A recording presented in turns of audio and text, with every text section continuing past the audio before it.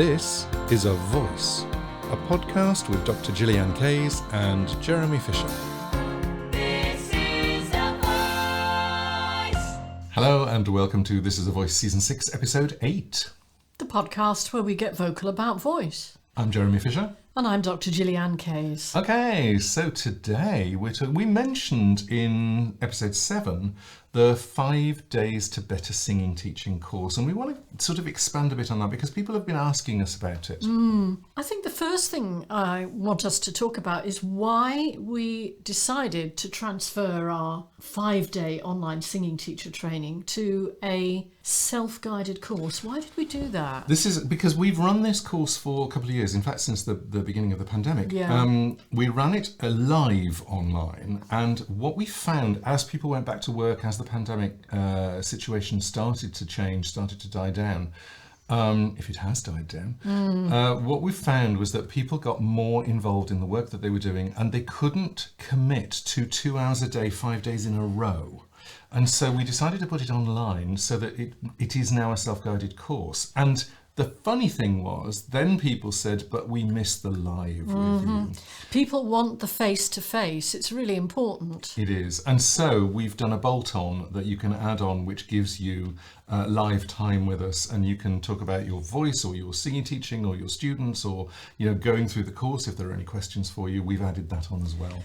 And there's another aspect, which is the community. I mean, what was so wonderful and very precious about, which is an odd thing to say, re the pandemic, but it was very precious about those times that we were able to have, with 20 people in the room, the Zoom room. We ran it 5 or 6 times, didn't we? More, I think, yes. In the first 18 months, was that sense of community and collegiality.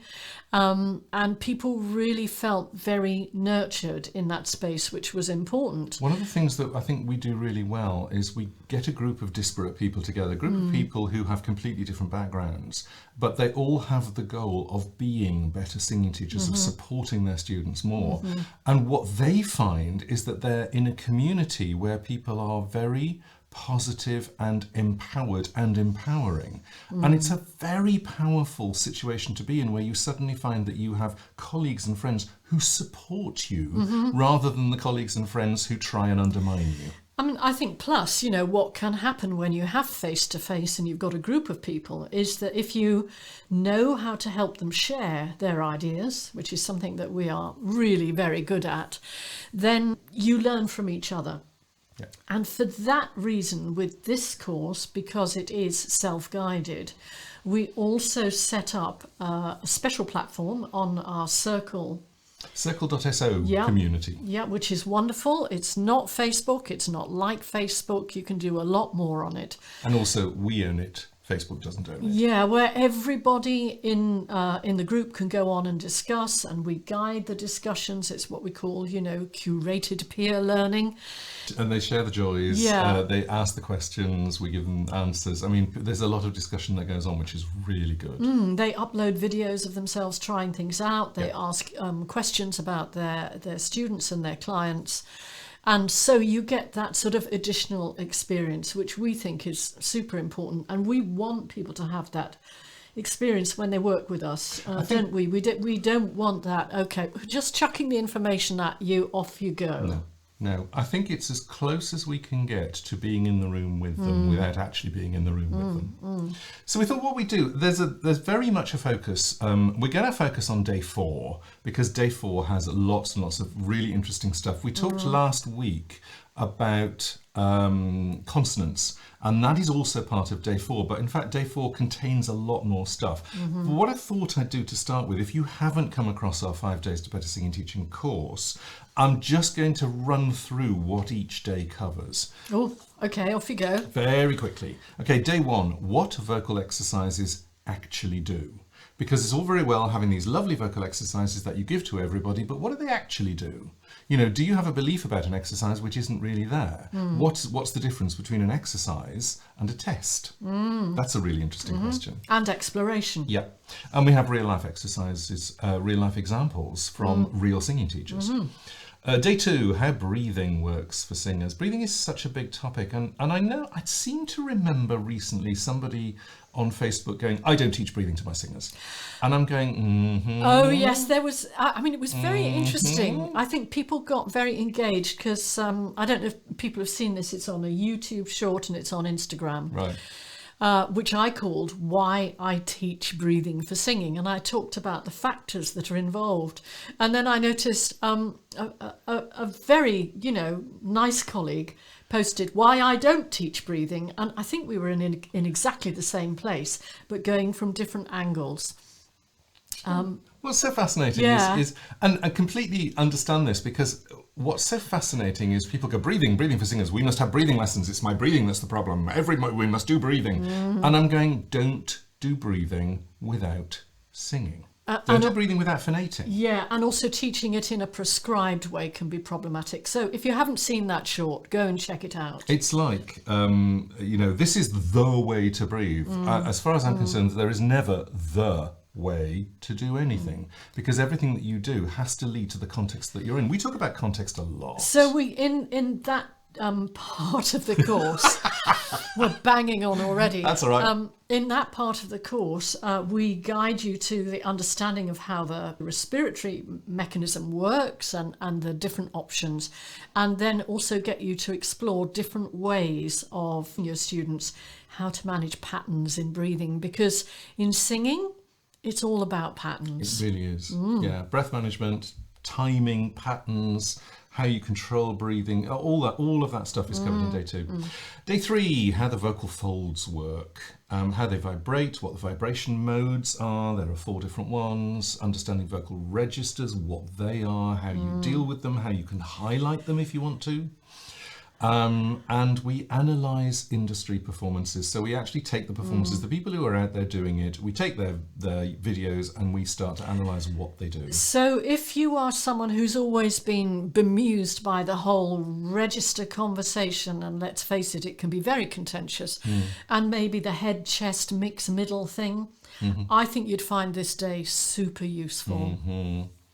Day 4, which we're going to come to in a moment, is all about resonance. So we're talking resonance shapes, we're talking tongue positions, we're talking vowels and consonants.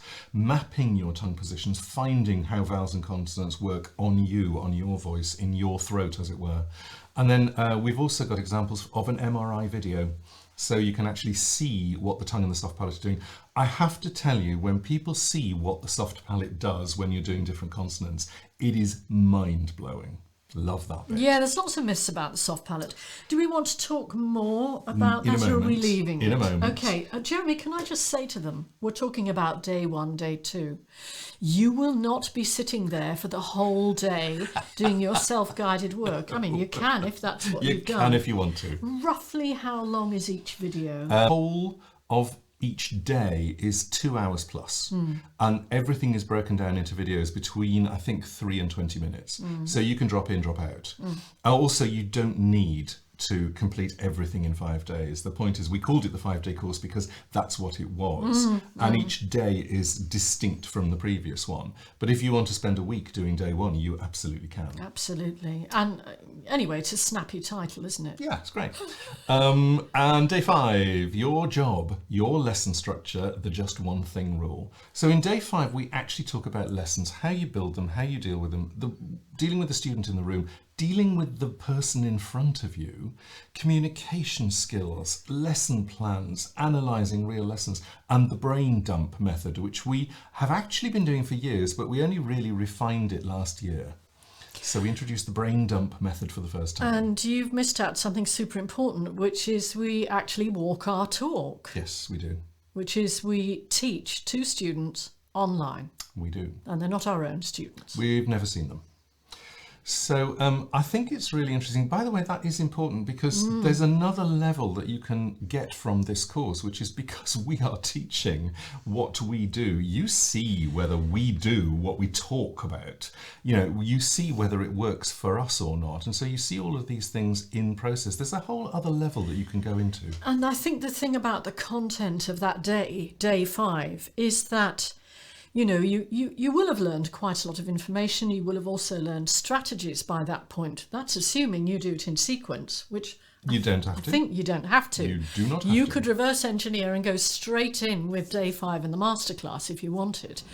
It shows you application, because information ain't worth much without application and without an understanding of how you apply it in your context as a teacher, which has got to include the student in the room.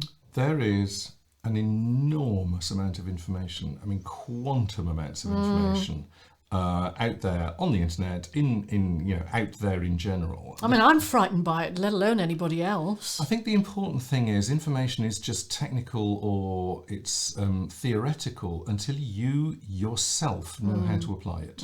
You yourself know what to do with it. And I think this is a very interesting thing, and I'm so pleased that education in general is going in this direction, because I'm reading just yesterday about the difference between, if you like, academia and the sort of what used to be called in my youth, what used to be called the technical colleges, where you learnt to go and, I don't know, strip a car or do woodwork or become carpenters. And they or weren't as whatever it good is. as the grammar schools. That was the whole thing, is that the Yeah. grammar school, if you like, was the whole academia route. And the thing about academia is that it is important, it is interesting, it's fascinating, but academia's purpose is not to make things practical. It doesn't really occur in academia. The whole point of academia is to get you to do more academia. And to build theory. Yes. So what we're talking about here, there's this nice term, isn't there? There's declarative knowledge, I know these things, and there's procedural knowledge, I know how to carry it out. And guess which one is the most useful to us as singing teachers? As teachers, absolutely. Otherwise, what you do is you just share a whole load of theory with your student, and they go out of the room going, wow, you know so much. I have no idea what to do. And we've seen some lovely, well-meaning teachers who've worked very hard to gather that information, and then Absolutely. they give it to their students. Anyway, I'm going to climb down off my high horse and talk about day 4, because there's so much in day 4 that we want to talk about. Tongue positions, vowels in particular. We talked about consonants last week, and we talked about consonants and tongue twisters 3 episodes ago. Let's talk about vowels. What's a vowel?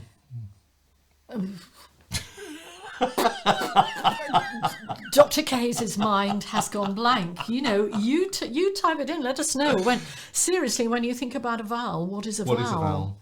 What is a vowel? And how many do we have? And anybody who says 5 fails. But I mean, to be fair, if you're working with a choir group, a community choir group, and you talk about vowels in the UK, they will say, "Oh, it's A, E, I, O, U," and not realise that You've got 3 diphthongs and in there to O start with, is there and another I. one? Oh yes, I. Yeah. And of course that happens with kids as well, Yeah. although kids do learn phonics now, which I think helps. Yeah. So yes, I mean, yeah, I'm not going to tell them, or should we say, No, absolutely not. what's the difference between a vowel and a consonant? Go away and think about that. Absolutely not. In fact, I did tell you in the previous episode. So what do we do? Day 4. Day 4 is really interesting. The first thing we start with, because in a way, it's one of the most important things for a singer, is nasality. What is nasality? Because nasality is part of resonance. So what is nasality? And people have such different opinions about this. And the number of people that I've heard listening to somebody singing going, oh, that's nasal. And I'm going, it's bright, it's thin, if you like thin, if you want it rich and darker, fine. But it isn't actually nasal, because our definition of nasal is it comes down your nose. And that means air coming down your nose. And if the air is coming down your nose, it means that the soft palate is slightly dropped or fully dropped or partly dropped. And therefore there is literally air going into your nose, and it's so easy to test.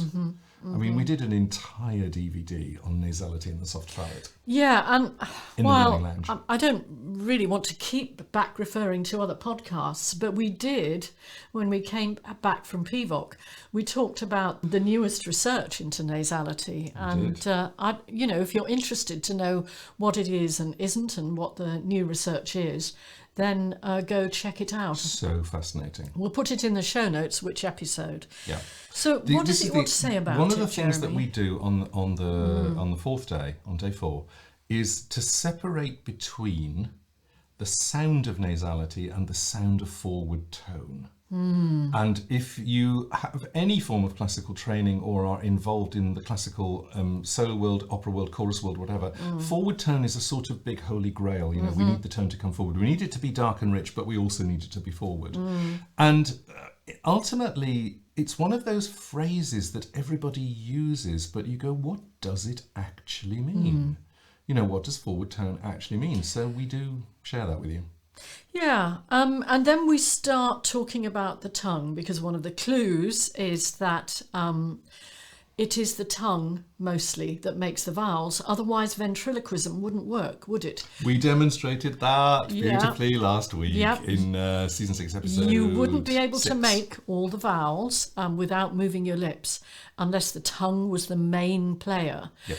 And that sometimes means for singers getting rid of tongue root tension. Yes. And that's something that is often misunderstood. You know, where is the tongue root? You know, is it at the back like you see on some diagrams, or is it down here, which is the, I'm putting my thumb under my chin, everybody, which is the functional root of the tongue, and understanding about that. And then starting to look at how the tongue helps shape the vowels. And we help you navigate through. A lot of people dread the vowel quadrilateral. They look at it and they go, yeah, but what does that mean? Well, we show you how to place that alongside your mouth and understand. And it's an enormously helpful tool, It really actually. is. If you've never come across the vowel quadrilateral or the vowel box before, It's a phonetic thing. It's a phonetic language indicator, if you like. And it's basically, if you think of a little square, but then you put the top line longer, so it becomes it's not a parallelogram, it's a trapezoid. It's a trapezium, yes, the vowel trapezium it's sometimes Okay, great. called. And on it are lines that tell you, they sort of, I'm going to say bisect the mouth, but it's more than that. They cut the mouth up into sections, the mouth space up into sections, and then it depends, and I'm going to quote, where you put your vowel, where it goes on the chart, or vice versa. And as singers, we often will experience that as placement. We will experience things as more forward and more back, which is actually mostly to do with the tongue position. And then we're also looking at, is the tongue close to the roof of the mouth, or is it far away from the roof of the mouth? Do you know what's so interesting is that I do find in general that people have, when they sing, people have a sort of tongue position that's like a default position. And it depends if they've had training, it depends if they've, in whatever genre, it depends if they have a good ear and they imitate people. But you usually have a sort of default tongue position, and that can work very well for the genres that you're in. But the moment you start to change genres or change styles, you may need to change that default tongue position, and it is absolutely fascinating when you do that. I think it can also depend on how you use your tongue in your habitual speech. Things like accents and dialects often have tongue positions that are part of that. And in some cases, when you move into singing a particular genre, you may need to change that. Do you know what I think is so fascinating is that everyone speaks in an accent. Yeah. Everyone. There are no wrong vowels, Everyone. people. There are just the vowels that you use. When it becomes, this is a really interesting one, and we don't tend to use right and wrong that much because, like I usually say, it's contextual. But what we do say is appropriate and inappropriate. And what you can find is that the vowels that the vowel shapes and resonance shapes that you use in your speaking voice, in your ordinary everyday speaking, may not work for whatever genre that you're singing in. And I think it's really interesting. Getting people, one of the exercises that we do is this reverse engineering, where you get someone to sing in their usual genre, and then you get them to hold the resonating shape that they're using and then speak as if it was normal. And It vice is versa. so revealing. Yes. People, if you're not really very aware of what's going on, it can be quite tricky to work out what shapes you're holding. And this is such a great exercise to discover what it is that you do when you sing or when you speak. So discovery. And we also show them the power of the bead, bood, board, bard sequence, where you are surrounding the vowel with the same consonant each time, so you can really just be working with the tongue. And that's very helpful as well, because usually when we're singing words, we will have a vowel in the middle of the syllable, or sometimes it might be at the beginning, but we have a mix of vowels and consonants. So if we want to process that learning about tongue positions for vowels and how we feel the placement, we need to use words. Can I I hope that made sense. It did. Can I do a quick shout out for false vowels? Because we talk about false vowels in the breakout session that I do on day 4. W, Y and R. So when, yes and red. And what was so interesting is that completely, it's almost by accident, when we did the ventriloquism episode, which was season 6, episode 6. 3 episodes away. 2 episodes. 2? 2 episodes away, yeah. Season 6, episode 6. And one of the things that we discovered when I was doing the ventriloquism version of Creep, I knew about the B's and the M's because they are bilabial, they use both lips and you can't move your lips, so they are known problems. But the first word I had to sing was when. And the thing about a W is it's also a bilabial consonant in that you need to move both lips, but they don't close. And so the difficulty with a W is that it can close down the exit, if you like, the front of the mouth. And when you're singing a W, that closure becomes more obvious. It's much less obvious when you speak because it happens faster. When you're singing, you often have to sustain something like that, at least for a bit. And so we talk about false vowels because they are classed as consonants, but because there's not a complete closure anywhere, you can replace them as a singer with a different vowel, and that makes them much easier to sing and much easier to sustain the pitch. The number of times I've heard singers do where, and they underpitch the W. They scoop, yeah. Yeah, the scooping. And sometimes, in some styles, scooping is fine, and in some it isn't. But they underpitch the W because of that closure. If you replace the W with a double O, ooh, en, it's much easier to pitch. It is also what I ended up doing as a ventriloquist because I could not move my lips. You might have heard people talk about semi-vowels, and it's the same thing. It is. The official word for these consonants, which we're describing within the context of also being vowels, is that they are approximants. Yeah. So the airflow isn't stopped, it's not fricating, it's not nasal, it's just the flow is being slightly changed. Yeah. This is one of these pieces of information that you really need to try out for yourself. So if I said to you, sing when, and replace the W with a double O, when, we still hear the word, but the double O is so much easier to sing, it's so much easier to pitch, and you get a very similar resonance to the vowel that you're going to go on to. So the replacement for a W is a double O. Do yes and you or something like that? Yes. Now, if I do a proper, quotes, proper W, a correct W. You're doing a Y. Y, correct Y. Thank you. Yeah, brain's gone already. If I do a correct Y, actually the back of the tongue is very high. It's almost touching the soft palate. Yes. And you hear that there's a sort of explosion onto the vowel because suddenly I've made that resonating space much bigger to drop onto the vowel. And my sense is that you're gripping slightly, holding onto that yeah. Absolutely. If I replace that Y with a double E or even a different vowel that I'll tell you about in a minute, yes, yes, yes, you still hear the word yes, but my double E and the air vowel that I then go on to match much better. So I don't have a little sort of push explosion. I don't have that sense of tightness. It's much easier to pitch higher. And they match so much better. And also it's to do with context again, isn't it? You know, that because we know that word, if we're an English language speaker, we're likely to process it still as a Y. Yes. What about... Hang on, before we go Yeah. on, there is another possibility, which is actually the one I use.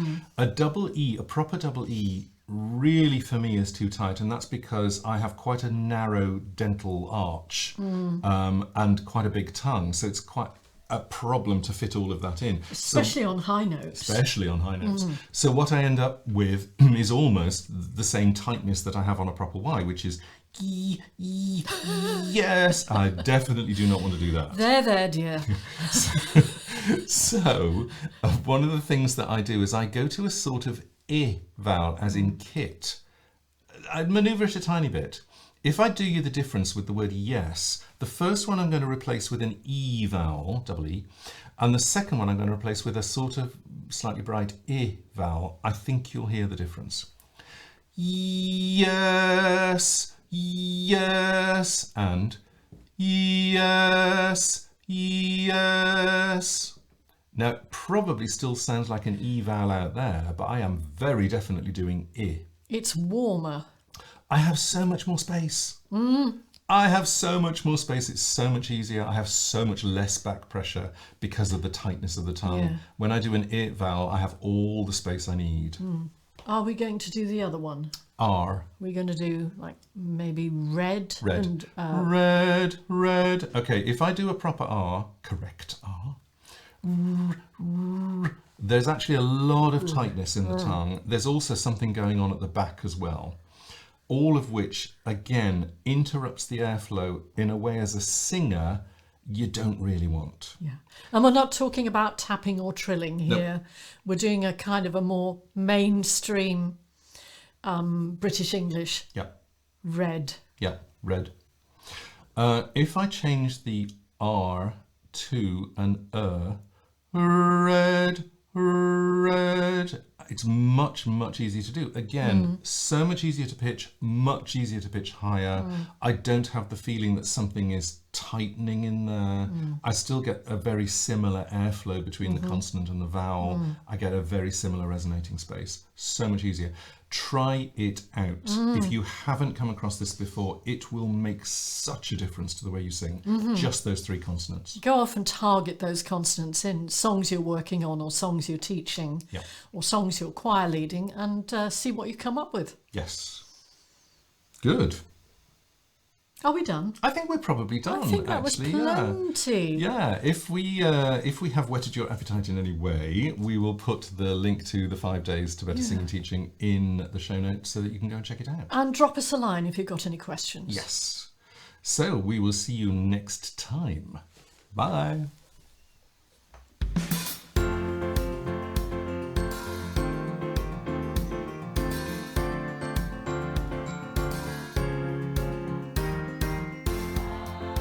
This is A Voice, a podcast with Dr. Gillyanne Kayes and Jeremy Fisher.